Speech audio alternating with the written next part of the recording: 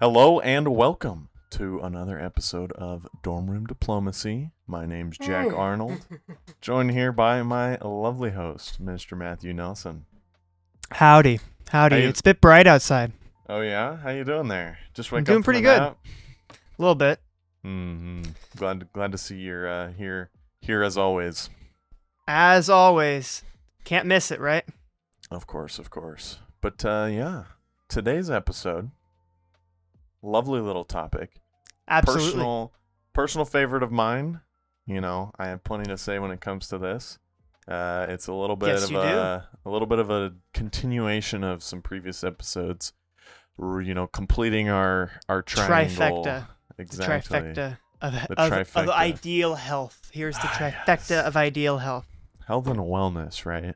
Mm-hmm. From two registered dietitians, doctors, you know, nutritionists, exercise scientists. You know, physical therapists. why not trust two college dudes trainers. when it comes to your health and well-being, right? So we got to know it better than anyone else, right? yeah, I mean that's essentially what it comes down to. Is, you know, we talk about a bunch of things, pretend to know what we're talking about. I'd like to say that some of the things I'm saying are true. Otherwise, you know, if they're not, we have a few problems to address first. But yeah, anyways. And here's where we put in our weekly disclaimer. We don't know anything about what we're talking about. Good luck. Correct. None of this is medical advice. All of this is, yes, it's backed up by research. Yeah. Yes, I've done countless hours of researching, of practical application, anecdotal experience, you know, just time. And that's where all of this is coming from. And so absolutely. Is it founded on scientific research? Yes. You know, is it mostly evidence-based? Yes. You know, but is it the absolute truth? No.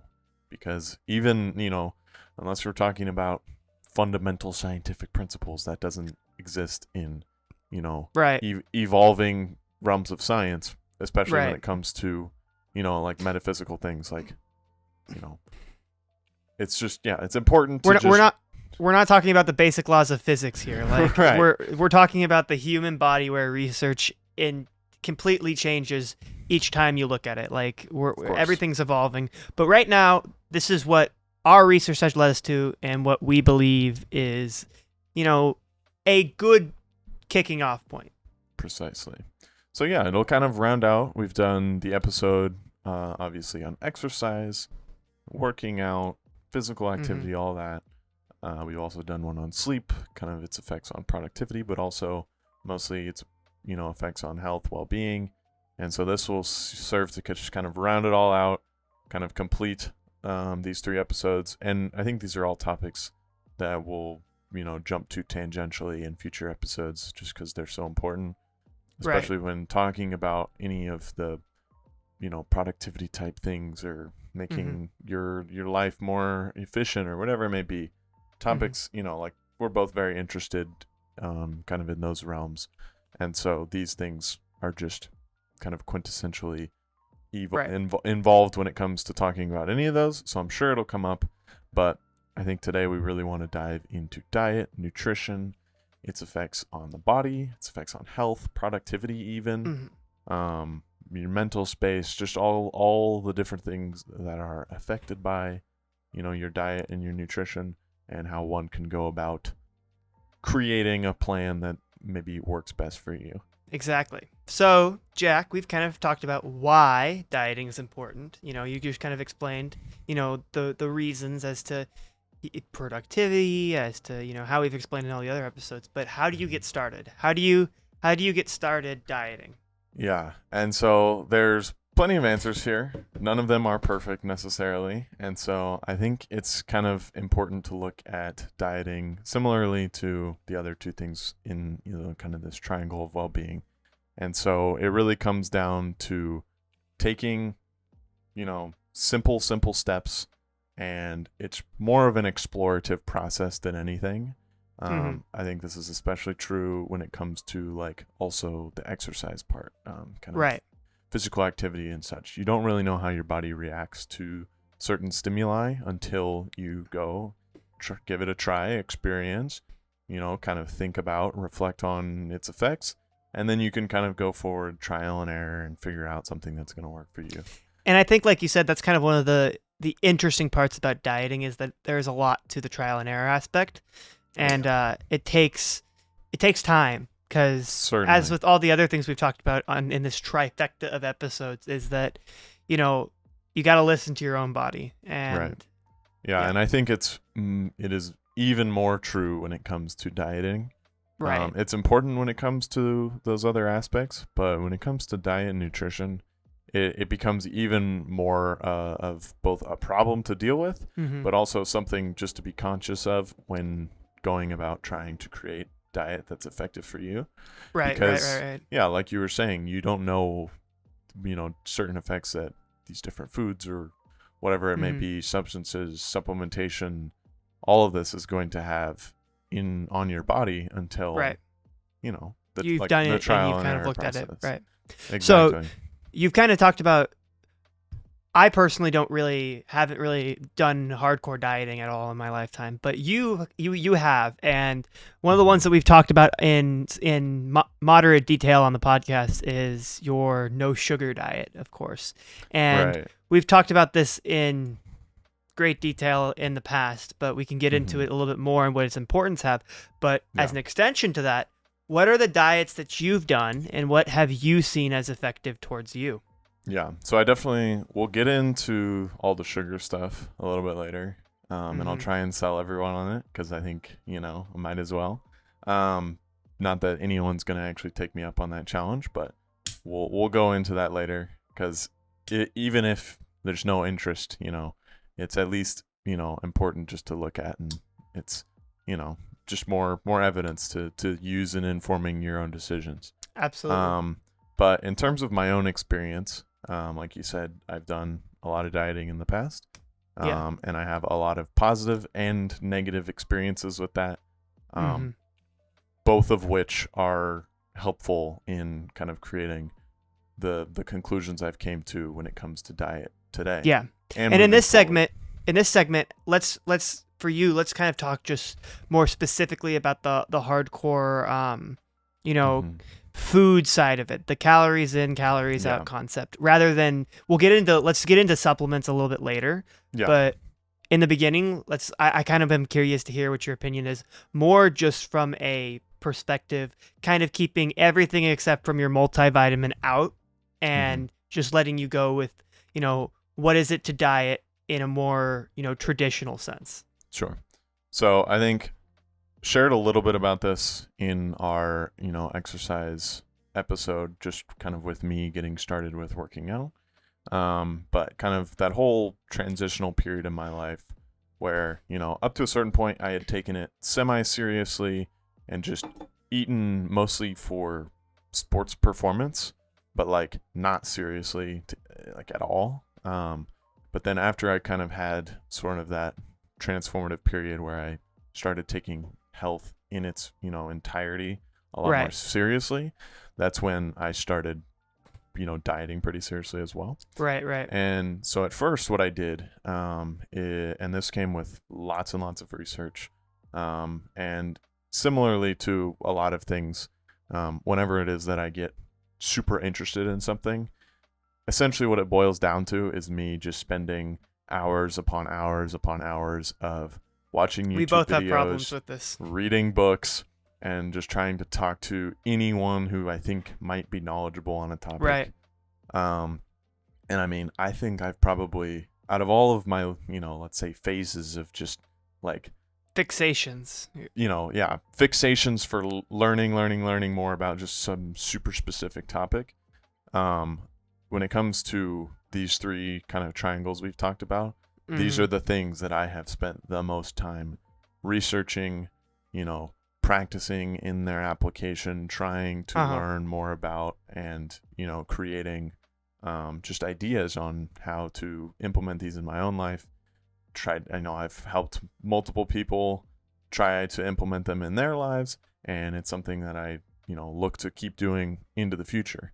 And so take that with what you will, not saying I'm an expert to any degree, but at least a certain amount of experience where I have at least helped myself, and I can talk from my own positive experiences.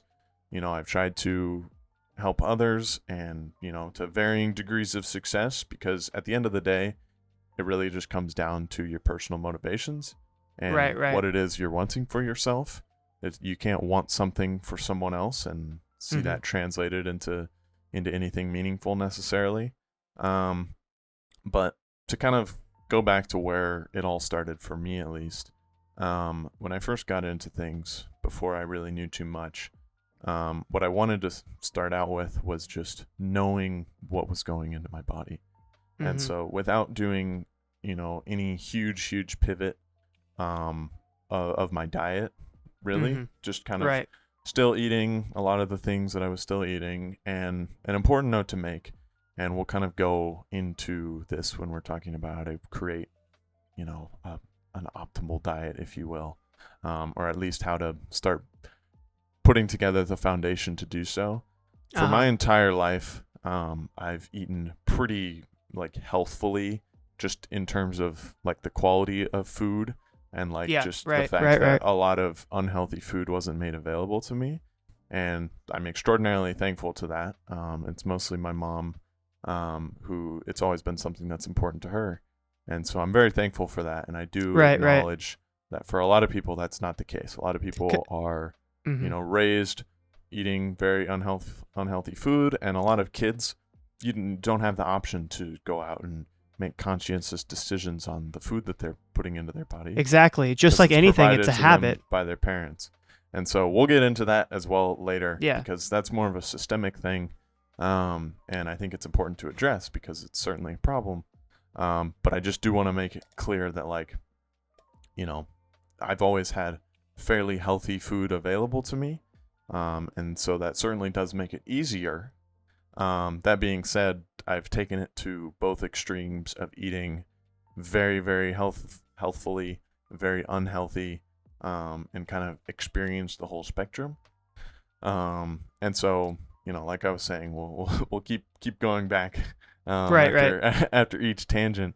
But yeah, so basically where I started was just tracking what was going into my body, and what it amounted to was I would basically look at the foods that I'm eating, and if they, are packaged foods, they have nutrition facts, you can kind of look in there, denote certain things down, and keep track of what it is. Otherwise, most whole foods, they're all, pretty standard. If it's 6 ounces of chicken, there's enough information, you can very easily find, the macronutrients for that, and the calories for that. And so what I started with was just taking what I was already eating, not implementing any big diet changes, and just noting down what I was eating, the calories I was eating, the macronutrients that was in those foods. So the carbohydrates, the protein and the fats, and just keeping track of it. And I think a kind of an important part of that is kind of subconsciously also you're probably noting how you are feeling after each specific thing. And that it's important to maybe note it down. Maybe that's something you want to note down or not note down, but it's definitely important to do that as well. And I'm glad you said that, because, when it comes down to it, that is the most important thing. Is with diet, sure, you can go, pay thousands of dollars to a nutritionist to have them create an optimal diet model for you. But, the reasonable way for anyone to go about creating kind of a sustainable diet model for themselves is through just tracking, what's going into your body. And, you don't need to be noting down every micronutrient that's going into your body, at every ounce of water, every single calorie. No, you don't need to do that.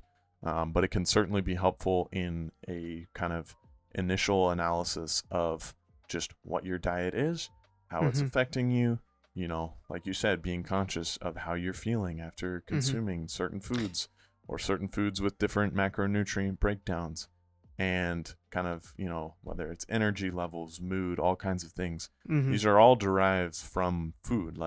Food has a extraordinary effect on the body, on the hormones, on Absolutely. the growth of the body. And so it's important to look at all of these things when going about the process of trying to create something that's sustainable for you. Exactly. And I think it's, that concept of tracking, the way that you feel personally is most, extended and most important when you're just trying to diet for your own, life health. Because that's another thing that we need to talk about a little bit. People obviously diet for different reasons. Whether you're dieting to physique or to change your physique, whether you're dieting for competition reasons for like weightlifting or bodybuilding, whatever it may be, people diet like wildly differently. Like sumo wrestlers diet wildly differently than someone who's going to go into a bodybuilding competition. Yet they're still dieting and they're probably still following the same sciences. And of course, I think for general people, it's more important that if you're not going for a goal of a physique or something specific, that you're obviously just listening to your body and what it feels. Because just like you were saying, it for the most people, I think the most people listening to this are probably going to want to diet to feel a difference in their, like you said, energy and mood stabilization. No, yeah, you're absolutely right. And it's just super, super important to assess what it is that your goals are when going into dieting, because like you said, everyone's going to be doing it for different reasons. And if you go into dieting or, just reevaluating your nutrition with the wrong ideas or, the wrong goal, it can ruin it completely because you can get really burnt out. You can not have the motivation to go through with things. And so you just need to look at and you don't need to have this crazy aspiration of, I'm going to get shredded into, single digit % body fat, have this dream physique, because of this crazy diet I'm going to do. No, that's not sustainable for anyone really.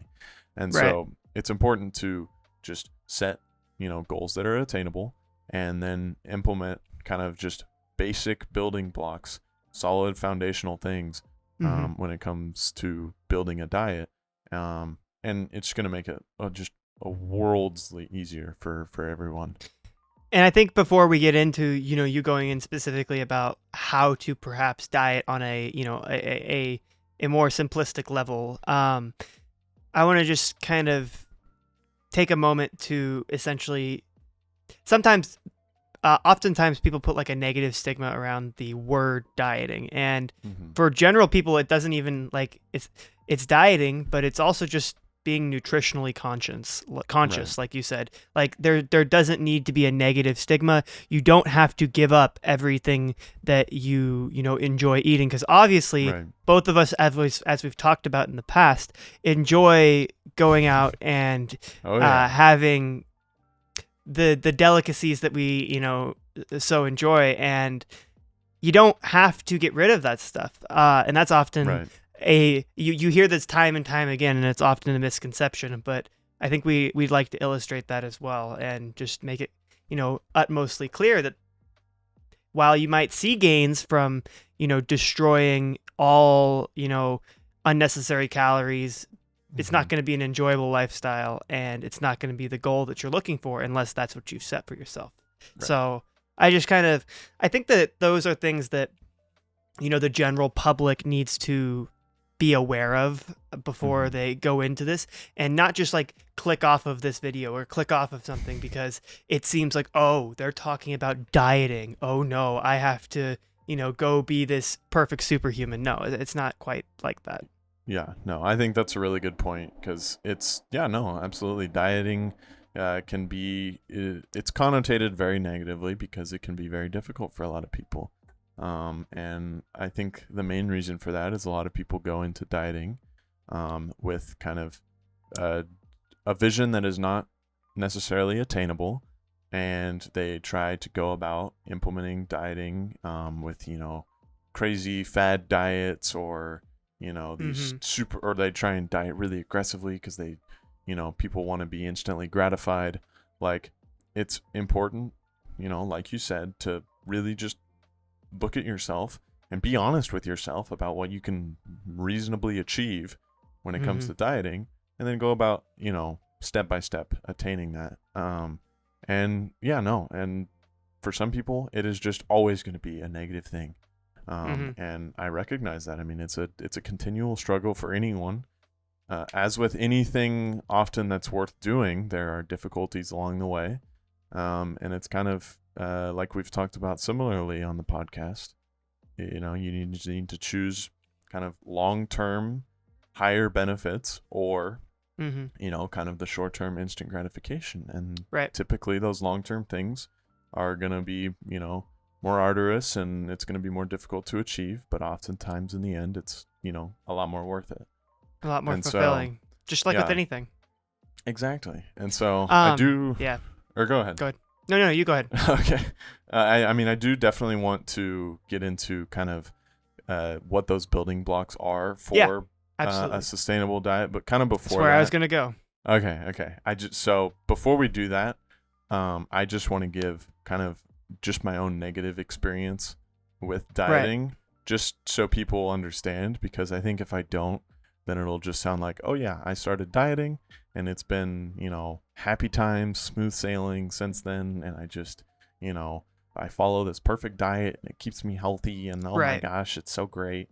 And so, I just want to be upfront and make sure that, everyone knows that that's certainly not the case. And also that if you're going to go about dieting and, like you said, it's kind of, it's an unfortunate word because it's so negatively connotated, but let's just say, changes in your nutrition or something, that concentrated efforts towards changing. Exactly.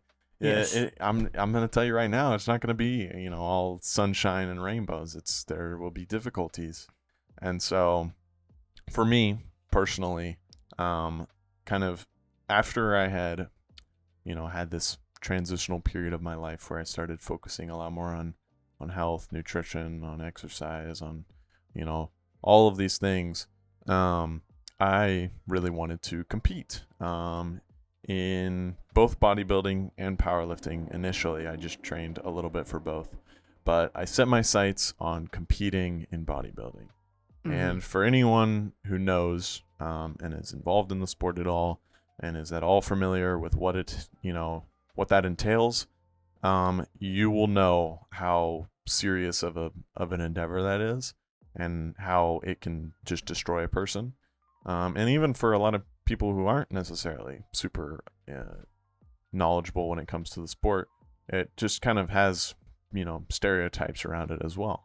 And people don't just naturally look like that. We'll put it that way. Right. Yeah.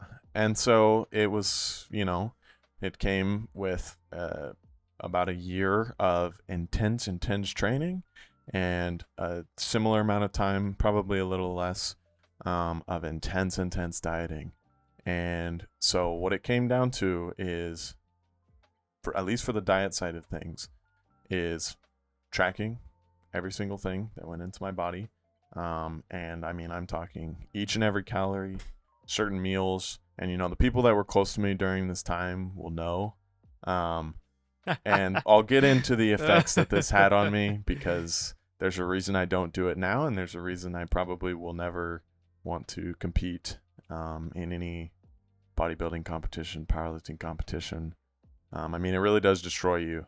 And so, while I still do diet pretty intensely compared to a lot of people, and I still train pretty intensely compared to a lot of people, prepping for one of these shows is on an entire another level. And it truly can just rip you apart mentally, physically, all these things.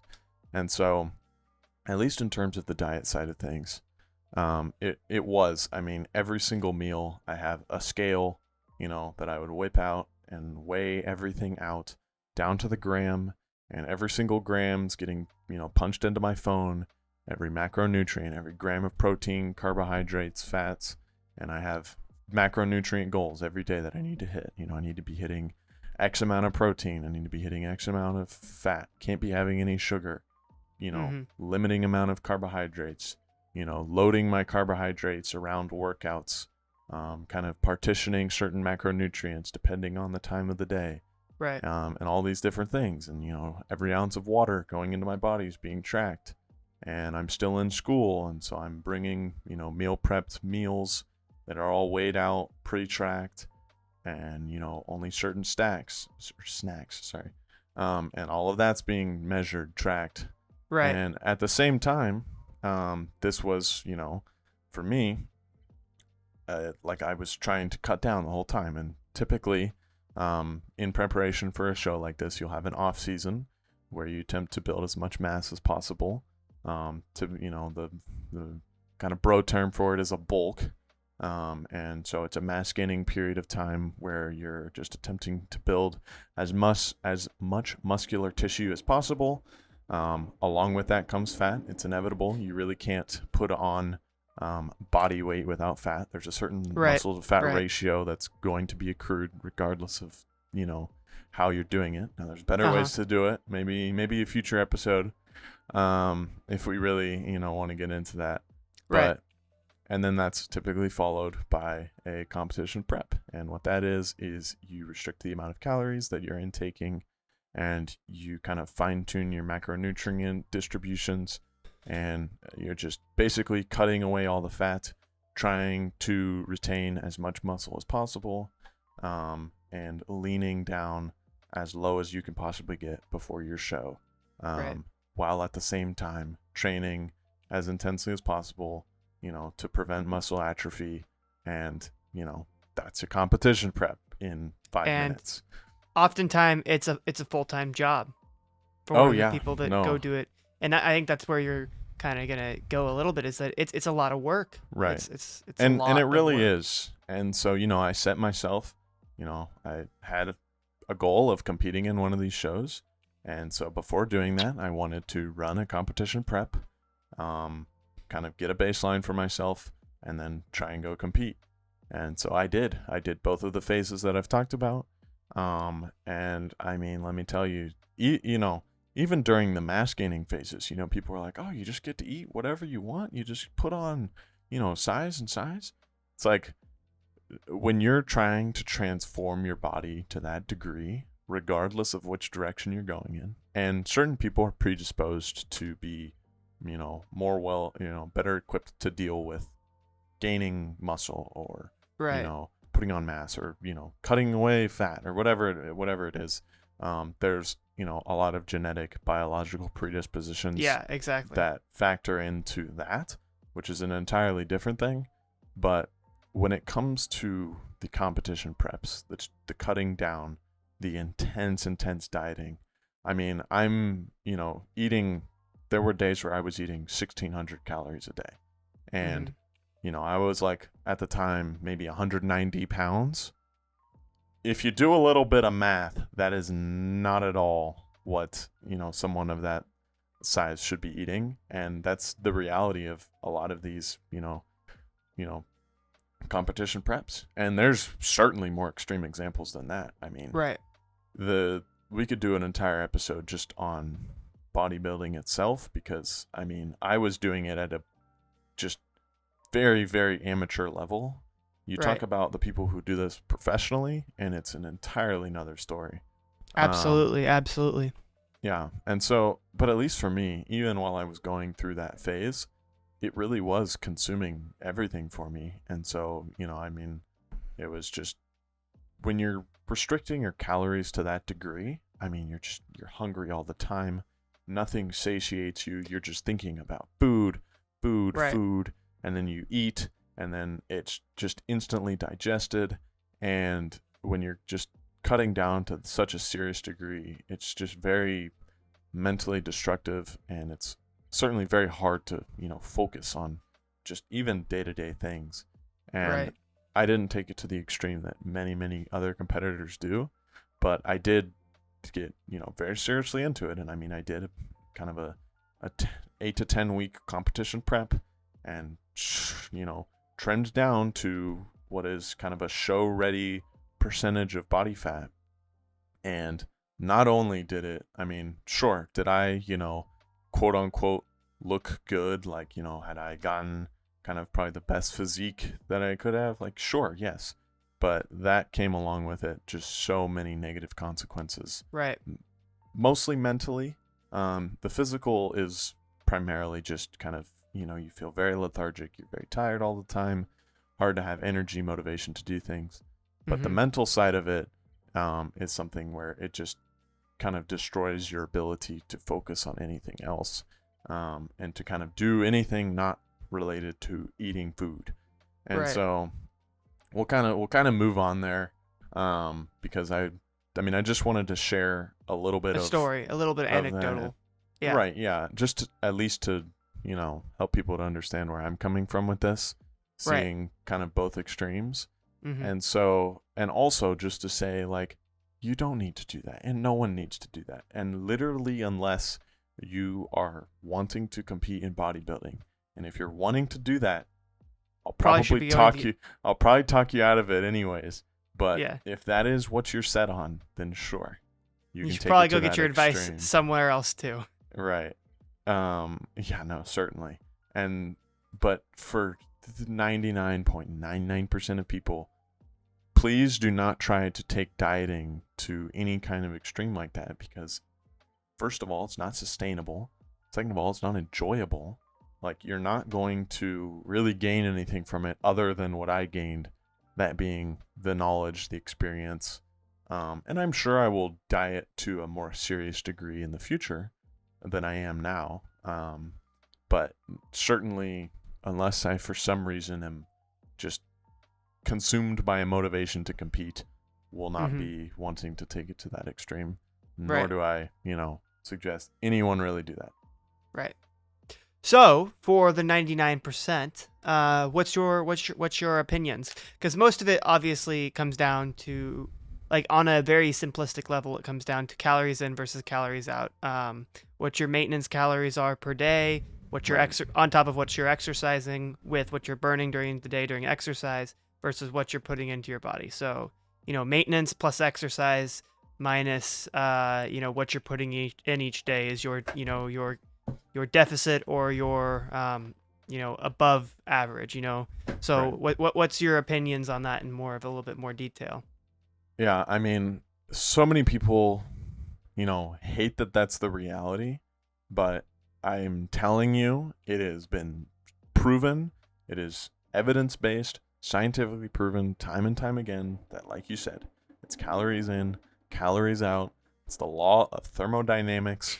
It's simply, mass doesn't work in any other way, people. And I see, all across the internet, people trying to say, oh, this and that, and no, that's not how it works. And it's like, are there factors that, affect it to a degree? Yes. Are they very, very, very, very rare? Also, yes.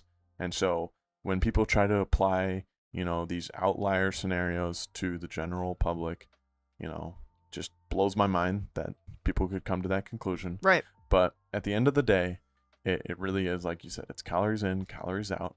That is how mass is gained. That is how mass is lost. And like you said, it's literally, it is literally physics. Like, it's the way that thermodynamics work. You say calories in. Calories are quite literally a unit that can be converted into, a unit of energy. It can be converted into joules if you want. Like, calories are literally just a form of energy, and you could go into the way that you could break this all down into like a physics problem, because that's what it is. But ultimately, to make it make sense, like you said, calories in, calories out. And it gets, like you said, there's outlier things to that, but where it gets more nuanced is when you go into the macronutrients, which kind of have, and micronutrients, where there's a little bit of a, things that have been proven to help certain body systems and bodily function that you can go into when it comes to tracking these more specific aspects in more detail. Yeah, absolutely.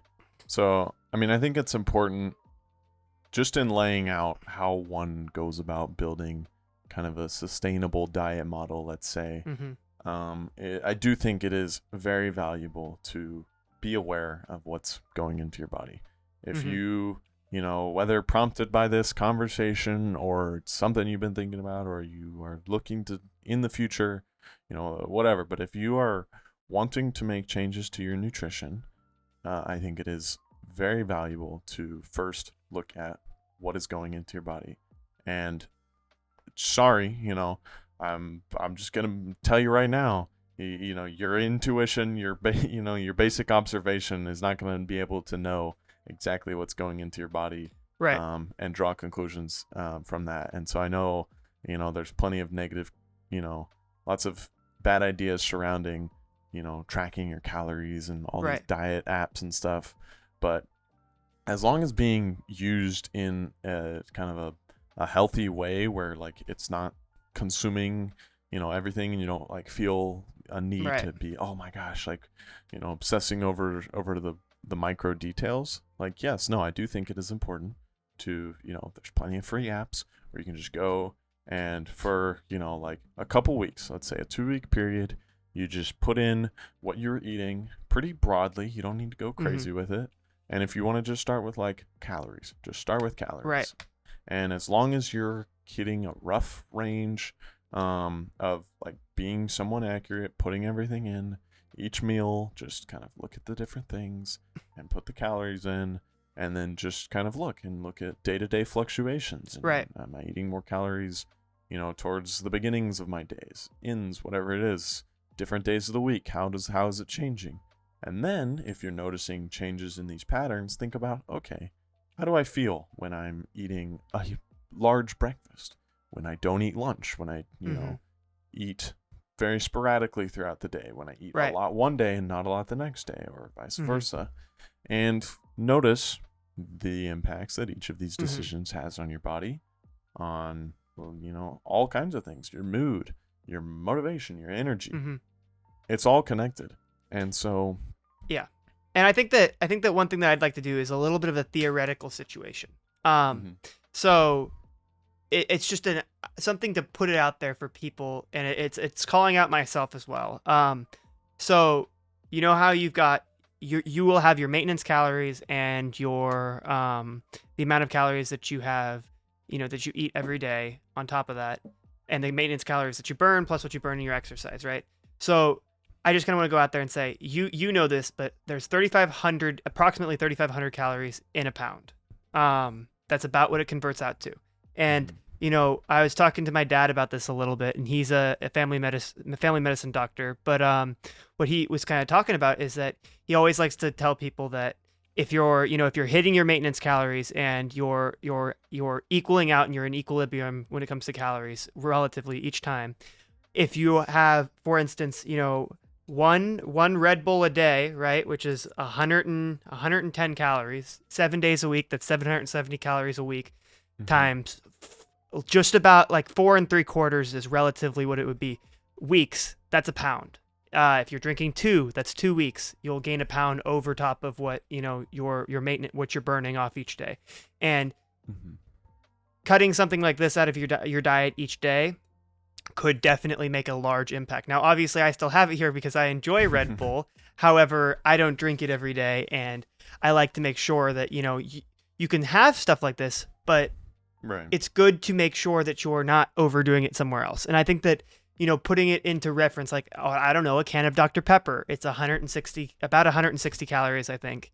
You just do the math. You can very easily do the math and say, how many weeks of drinking this every day is it going to take to gain a pound? And I know that a lot of people, there's a lot of people that drink 2 Dr. Peppers a day, 3 Dr. Peppers a day. And it makes these things, even though they might not seem like they make an immediate difference on your physique, your weight, your whatever, they do.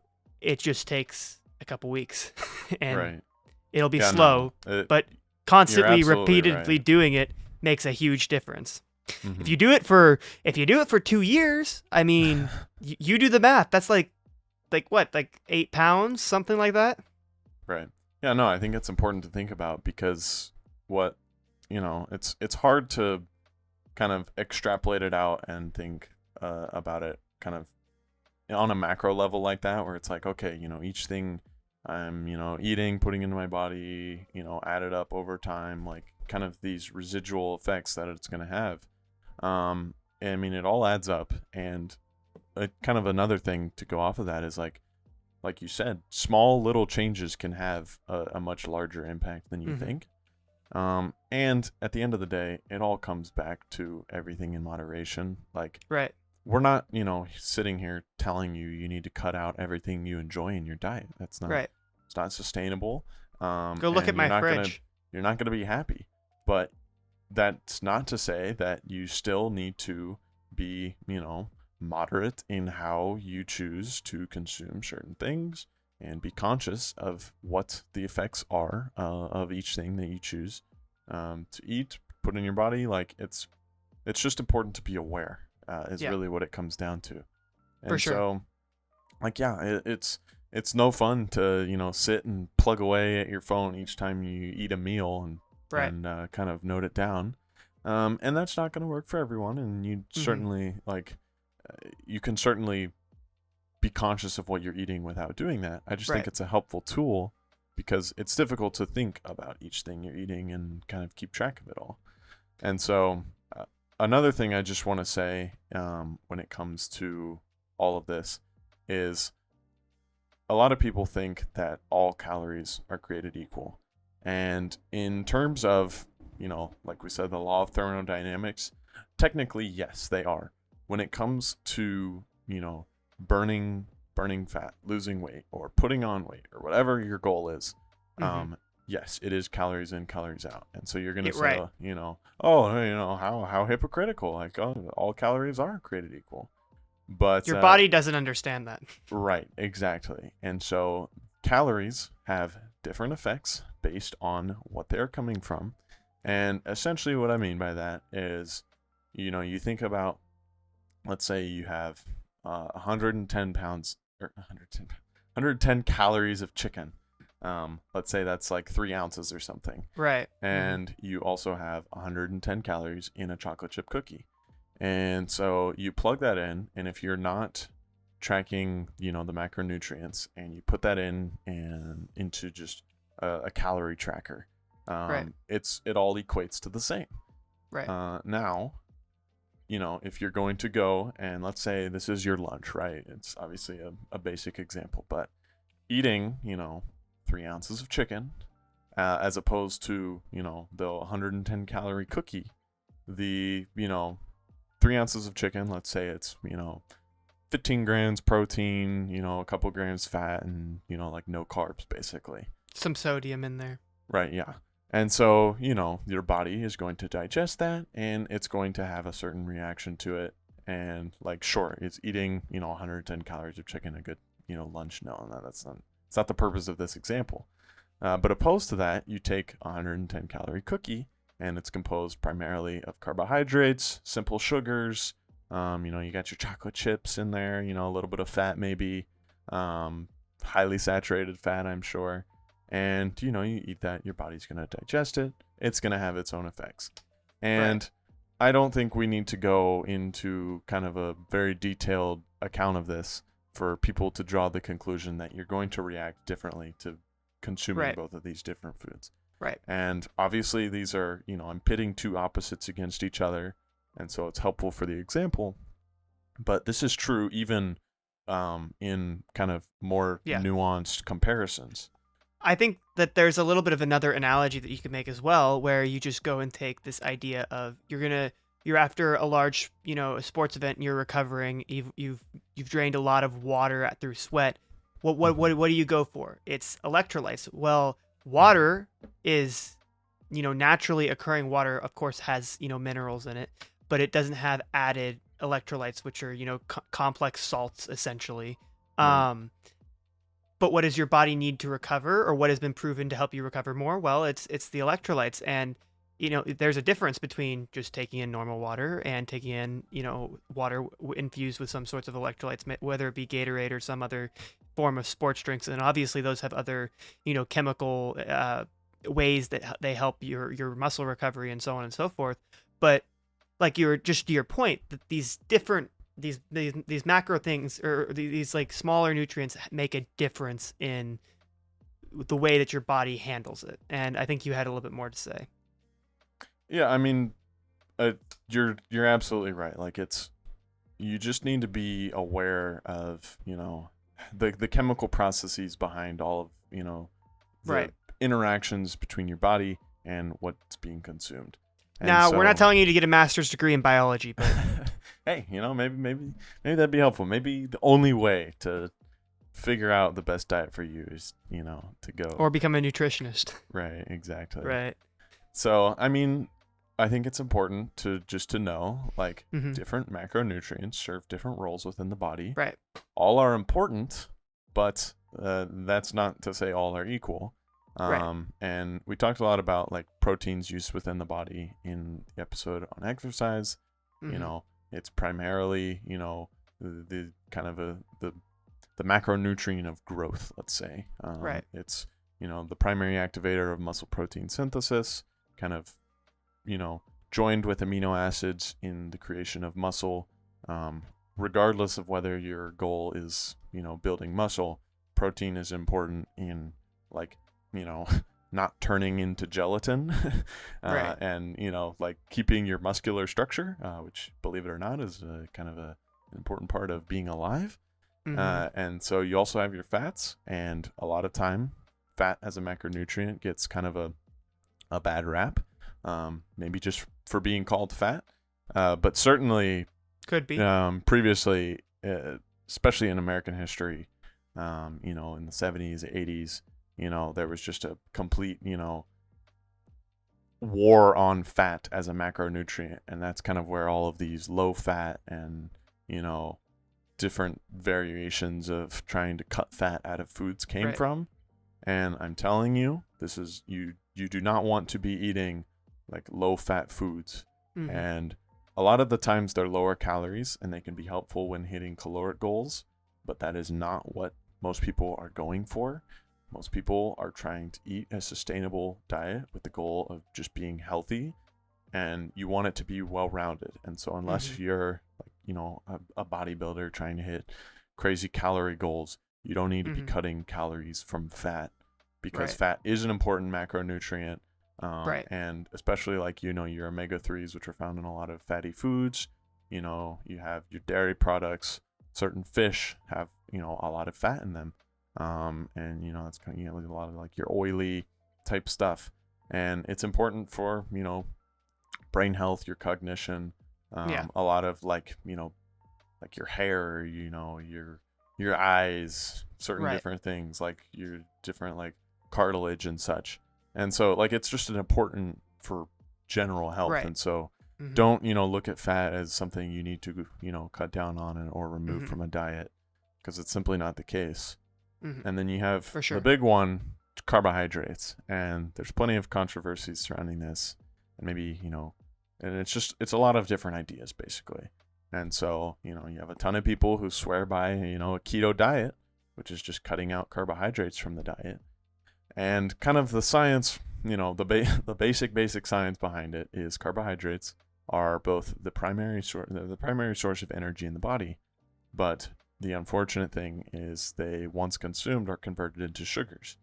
Now, those sugars are used for energy, but the excess sugars have no purpose other than to be used by the body and converted to fat. And so that's where, all these people who swear by a keto diet go into, oh, well, if I cut out carbohydrates, I can get my energy from other sources, albeit not as efficiently, but then I won't have to deal with the consequences of these Right. excess carbohydrates being converted into sugars and then, being, subsequently converted into fat. And Right. so it's a difficult discussion because there's, good points on both sides. And so I think if you are an athlete, and, these are not, complete, full statements, because there's plenty of, vegan athletes, keto athletes, like all these things. But I don't necessarily think, unless it's like a dietary restriction because of an allergy or like adverse reactions, which, I mean, is a whole nother thing, like Right. building diet plans around allergies and sensitivities to food and such. We could do a whole other thing on that, which is just like, so yes, you need to be aware of your certain sensitivities to different foods, their effect on your body, and that kind of comes back to kind of the trial and error, being aware of the effects that different foods have on your body. But I do think that carbohydrates are certainly a valuable macronutrient when it comes to performance, even when it just comes to overall health. Even loading your carbohydrates differently depending on time of day, I think is valuable. And so a lot of people try to not have a lot of carbohydrates in the earlier periods of the day, save it for more of the nighttime. And, I'm sure you kind of heard of like, day before a big race, like track runners, cross country running, you carb load, you eat a bunch of pasta or something. And like, yes, it's kind of bro science, but there is scientific evidence to support that. And so I don't think you need to carb load and partition your macronutrients differently throughout the day, if your goal is just overall well-being. But I think that there is no need to cut a macronutrient. You can create a sustainable diet model using all three in moderation. I do think, if anything, you want to just have enough carbohydrates, but not too much, and enough fat, but not too much. But when it comes to protein, there really is no limit. And it would be extraordinarily hard to eat too much protein to where it became like a significant health problem. And I think this is a very good moment before we kind of go in towards wrapping up, but to bring up one more, extraordinarily important topic of this whole, dieting episode. And that's this way that people go about getting some of these macronutrients, and that's of course supplements. And are all supplements negative? No. It's kind of like there's a lot of science behind it, and it's a lot of people are going to tell you wildly different things on the internet about certain types of supplements. Now, obviously, specific things like Jack would probably know a bit more about this, but like for example, something like a very simple protein supplement is not going to be negative towards you at all. And supplements in general generally aren't negative towards you. But I kind of want to get your opinion and let you talk a little bit about this idea of supplementing your daily diet, that what you get every day, with these supplements to reach and attain the goals that you want in a proper and healthy way. Because obviously, to get all the protein in your day, you can't just drink 6 protein drinks and expect everything to go well. No. It's a supplement. It's not it's not an excuse to change your entire diet over to drinking exclusively protein drinks. No, that's exactly right. And you said it best. It's a supplement. And what does that mean? It's supplemental with your diet in creating, a healthy, sustainable lifestyle. And so, like, I can't say how important it is that supplements need to be a added benefit, not a primary source. And so you need to create a diet model that allows you to get your macronutrient needs, even as many of your micronutrient needs as possible, and is a diet model that is healthy without supplementation to begin with. And then use supplements in order to kind of fill the holes, let's say, and bring up deficiencies. Some, micronutrients people are naturally deficient in, and even eating a diet high in these micronutrients will not be able to, satisfy the recommended needs for it.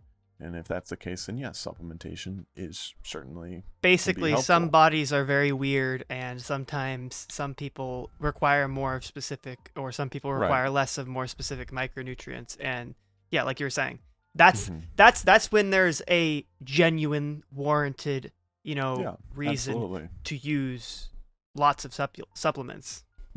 Yeah, and so I think like you said, like a protein supplement.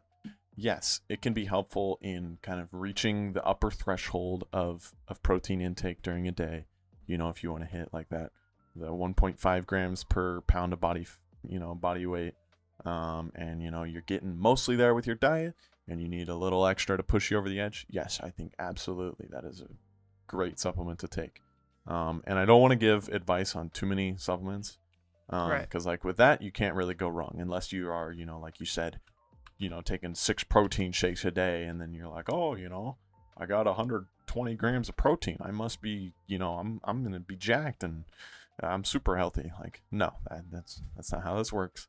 You're gonna feel awful, and everything's gonna run through your body like soup, and so it's certainly not a sustainable way to live. And so, I just think it's important to look at it like a pyramid. Okay, you have a holistic diet based around whole foods, which we didn't really get into that too much, but the more whole foods you can eat in your diet, the better. Am I saying that artificial foods are bad, or packaged processed foods are bad? No. Are some of them bad? Yes. But are they all bad? No. And like, are artificially made sweeteners and different stuff like that inherently always bad? No, they are not. But you need to be creating a diet primarily based around whole foods. The more the better. And then you have this pyramid, and that's your foundation. And then above that, you have, you can bring in your supplementation, a multivitamin, great place to start, a protein supplement, like fish oil, omega-3s, certain vitamins, vitamin A, vitamin D, vitamin C, like different things like these can be very valuable in kind of, taking the foundation and adding on to it and helping to kind of fill the holes that you may not be able to get completely with your diet. And so it's important to kind of look at it in that way. Right. Whereas it's, you can't, supplementation does not fix a good diet. You can't have a bad diet and think that you will be healthy because you take, a whole slew of supplements and vitamins and stuff. But, good supplementation can take a good diet and turn it into an excellent one. Right. And so it's similar to all the other things of exercise, of sleep. It's gradual processes that are going to build, sustainable habits for you. Right. Because, trying to cut corners and, take the short road, all of these things are, first of all, not sustainable. It will not last. Sure, you might see progress for a couple weeks, a month, 2 months, something like that, but it's not going to last for the long term. And also, a lot of the times it won't work to begin with. It's a gradual process when it comes to any of these things. And a gradual process does not mean, an exponential graph. It's going to be ups and downs, but, in the end, all things considered, if you are, being consistent and hammering down these fundamentals, you're going to be ending higher than where you started. And one thing that I've always thought is crazy. So kind of in a little different vein before we end this out, but one thing that I've always thought is crazy is that, us here in America with our lovely freedom units don't quite quantify the idea of this concept of grams, and like you were saying, 120, grams in your diet for protein, a day. It's just kind of crazy. And I'm not trying to, scare anyone off by this, but like I'm looking, there's like 454 some grams in a pound, right? It's just, it's kind of crazy. And I feel like that's just something that no one ever quite looks at or quantifies in a way. It's interesting to kind of take it out and look at it on kind of the macro level like that, because if anything else, it's just funny to kind of think about, because like you're putting I don't know what's an average diet in grams for a person. I don't know, probably on the upwards of a pound of food in your body every day, if not more. But it also gets burned off. Like this isn't intended to scare people. It's just hey, let's step back and let's just kind of be aware of this and look at it for a moment, and kind of be a little bit in shock and in awe of the fact that your body can somehow put a pound plus of nutrients and food convert it into energy and let you use it during a daytime. Like there's so much science and biology that goes into this that's just crazy cool and crazy complex that we won't talk about in detail, but taking a quick moment to like step back and say, oh wow, the human body's kind of insane, and it's pretty cool. It's the Dunning-Kruger effect, as with anything, when learning something, you feel like you know nothing at the beginning, and then you put some time into learning it and you feel like you know a lot, and there's just like a short period after learning a lot and you're like, I know everything. I could explain this to everyone. Just perfect. I'll write my dissertation on this. Exactly. And then you round the peak, and then a lot of people call it the peak of Mount Stupid, and you hit the crash and you go into the valley of despair where you realize that you know nothing. And you are regardless of whether stupid. You know more than most people, you are dumb and you know nothing, and there is so much more to know. Right. And I think, like you were saying, I mean, it's an effect, so it's literally applicable to anything. And that's a topic for another day, but it's something that you need to, like, we all are so fixated and focused on effects. Let's see progress. Let's see differences. Let's see, this, that, and that, to just not take a moment and step back and say, oh, wow. Thanks, body. You're doing something that is, considered, theoretically and biologically impossible by, a lot of, it'd be extraordinarily hard to write down exactly how every single body system works. And the fact that it all works in harmony as it does in our current forms is quite crazy and quite astounding. Let's not go into evolution theory here, but... Another topic. Another time. Anyway, I think as a good concluding moment, we just kind of got to say that everything that we've said can be summed up in like the idea of just listen to your body and get the nutrients you need according to, basic dieting. And what makes you feel the best. It's not having 6 Dr. Peppers a day. If that makes you feel the best, I'll tell you that you are wrong. Right. Don't be disillusioned, people. Be honest with yourself. Like, if you can't be honest with yourself, then, I think we have a little bit of an integrity problem here. Right. Can't be honest with anyone. And so, take a step back and be reasonable. Look at things rationally. It's a step-by-step process, and it's not a constant upward trajectory. There's ups and downs. But it's, consistency at the end of the day that's going to make the difference. Absolutely. Consistency, listening to yourself. It's all these great things. A well-rounded diet, a well-rounded existence is what you're looking for. And I think just to wrap out this whole trifecta before we go into our, little subtopics here and there on the podcast eventually, I think that's a good motto to live by in general. A well-rounded lifestyle, whether it be in your diet, whether it be in your exercising, whether it be in the way that you sleep, that is, probably paramount to the most important part of this whole thing for 99.5% of the population on this planet. Yeah, no, absolutely. I'm just disappointed I didn't get to sell anyone on my no sugar. No sugar, no. It's the devil, people. It's the devil. We will talk about it. I kid. We will talk about it. Everything in moderation. But. We'll just leave you with that. Yeah. You'll have to come back and tune in for a future episode. Precisely. Mm-hmm. Alrighty. Well, I think that about wraps things up. Obviously, at this point, everyone kind of knows, we appreciate any support. Absolutely. We really do, kind of growing this thing. We enjoy doing this. We enjoy these discussions, the conversations and such. But we enjoy hearing from everyone else, and what you guys think.